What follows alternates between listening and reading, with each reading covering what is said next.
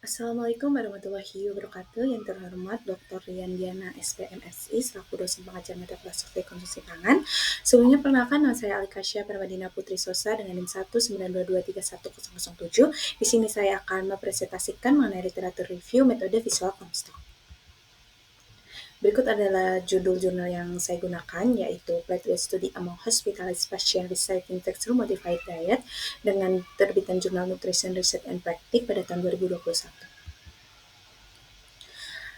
Sisa makanan pasien di rumah sakit masih menjadi masalah yang sering terjadi karena dapat mencerminkan rendahnya tingkat konsumsi dan berpotensi menimbulkan pemborosan makanan. Makanya, metode Comstock itu penting digunakan karena mudah diterapkan tanpa alat khusus, efisiensi untuk banyak pasien, dan dapat memberikan gambaran cepat tentang pola sisa makanan berdasarkan penglihatan visual.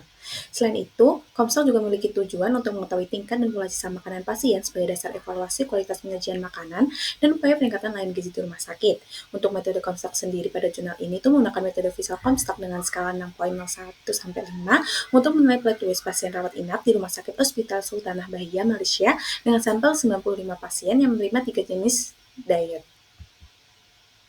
Selanjutnya itu ada instrumen Comstock, yang mana instrumen berupa lembar observasi dengan skala Comstock 6 poin, yaitu 0 tidak tersisa, 1 tersisa seperempat, 2 tersisa setengah, 3 tersisa 3/4, 4 tersisa hampir seluruhnya, dan 5 tidak dimakan sama sekali.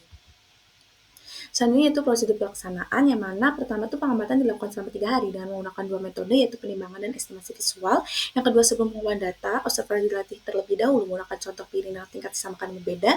Yang ketiga, setelah waktu makan berakhir, terakhir pasien yang telah dikembalikan langsung dinilai oleh observer untuk menjaga akurasi hasil pengamatan. Yang keempat, setiap komponen makanan diberi skor 0-5 berdasarkan skala Comstock.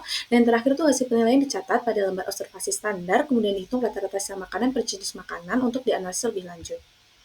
Untuk analisis data sendiri itu, data dianalisis menggunakan SPSS dengan versi 23 dengan signifikansi 0,05, dan melakukan analisis deskriptif digunakan untuk melihat profil responden, tingkat sisa makanan, dan kepuasan pasien.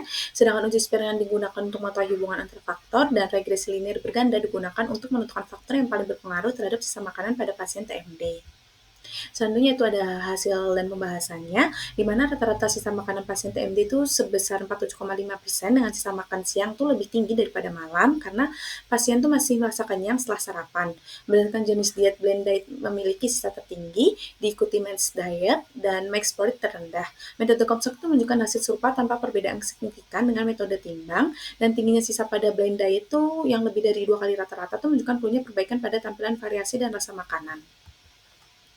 Untuk kelebihan dan kekurangan metode visual Comstock sendiri, yaitu kelebihannya itu cepat dan tidak memerlukan timbangan atau alat tambahan, cocok untuk survei lapangan dan banyak sampel, dan dapat mulai beberapa item makanan sekaligus.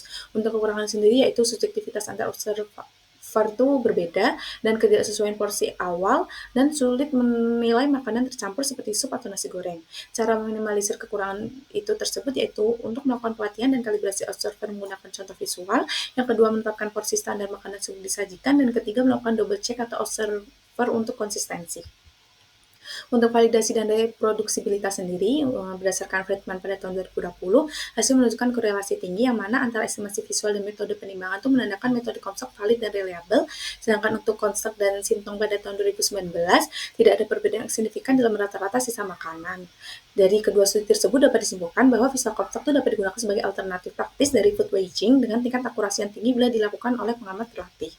Sehingga dapat disimpulkan, penelitian itu menemukan bahwa blend diet memiliki sisa makanan tertinggi, diikuti mixed diet, sedangkan mixed sport memiliki sisa terendah. Tingginya sisa makanan terutama disebabkan oleh tampilan dan variasi makanan yang kurang menarik sehingga menurunkan selera makan pasien. Selain itu, terdapat hubungan antara tingkat kepuasan pasien dan banyak sisa makanan. Upaya perbaikan perlu difokuskan pada peningkatan rasa, tampilan, dan variasi menu TMD agar pasien lebih menerima dan mengkonsumsi makanan secara optimal.